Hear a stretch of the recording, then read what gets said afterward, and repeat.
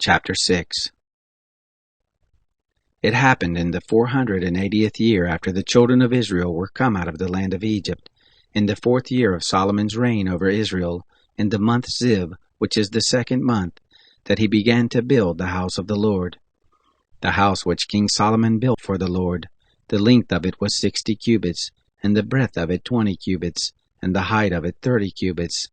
The porch before the temple of the house, 20 cubits was the length of it, according to the breadth of the house, and 10 cubits was the breadth of it before the house.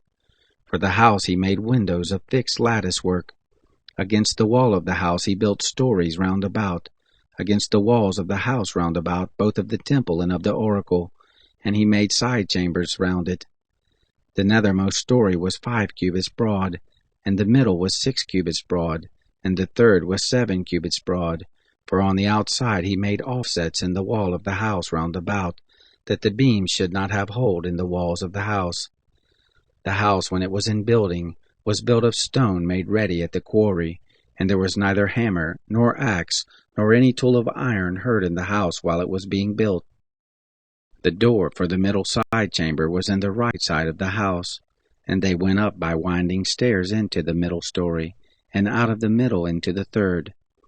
So he built the house and finished it, and covered the house with beams and planks of cedar. He built the stories against all the house, each 5 cubits high, and they rested on the house with timbers of cedar.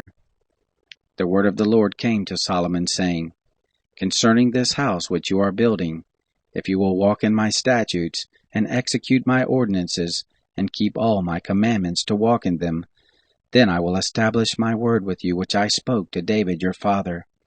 I will dwell among the children of Israel, and will not forsake my people Israel. So Solomon built the house and finished it. He built the walls of the house within with boards of cedar, from the floor of the house to the walls of the ceiling. He covered them on the inside with wood, and he covered the floor of the house with boards of fir. He built 20 cubits on the back part of the house with boards of cedar from the floor to the walls of the ceiling. He built them for it within for an oracle, even for the most holy place. The house, that is, the temple before the oracle, was 40 cubits long. There was cedar on the house within, carved with buds, and open flowers, all was cedar. There was no stone seen. He prepared an oracle in the midst of the house within, to set there the ark of the covenant of the Lord. Within the oracle was a space of 20 cubits in length, and 20 cubits in breadth, and 20 cubits in the height of it, and he overlaid it with pure gold, and he covered the altar with cedar.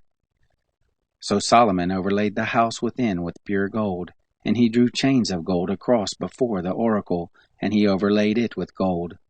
The whole house he overlaid with gold, until all the house was finished. Also the whole altar that belonged to the oracle he overlaid with gold.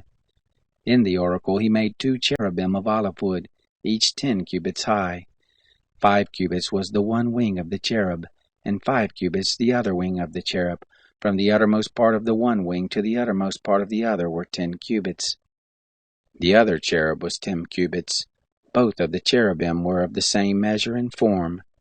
The height of the one cherub was 10 cubits, and so was it of the other cherub.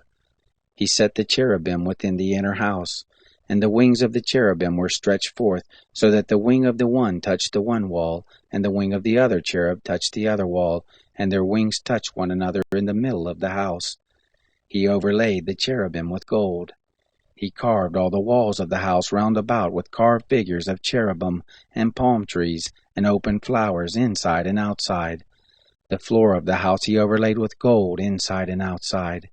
For the entrance of the oracle he made the doors of olive wood. The lintel and doorpost were a 5th part of the wall. So he made 2 doors of olive wood, and he carved on them carvings of cherubim, and palm trees, and open flowers, and overlaid them with gold, and he spread the gold on the cherubim and on the palm trees. So he also made for the entrance of the temple doorpost of olive wood, out of a 4th part of the wall, and 2 doors of fir wood. The 2 leaves of the one door were folding, and the 2 leaves of the other door were folding. He carved on them cherubim and palm trees and open flowers, and he overlaid them with gold fitted on the engraved work. He built the inner court with 3 courses of hewn stone, and a course of cedar beams. And the 4th year was the foundation of the house of the Lord laid, in the month of Ziv.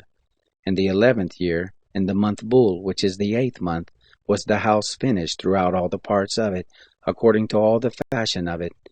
So he was 7 years in building it.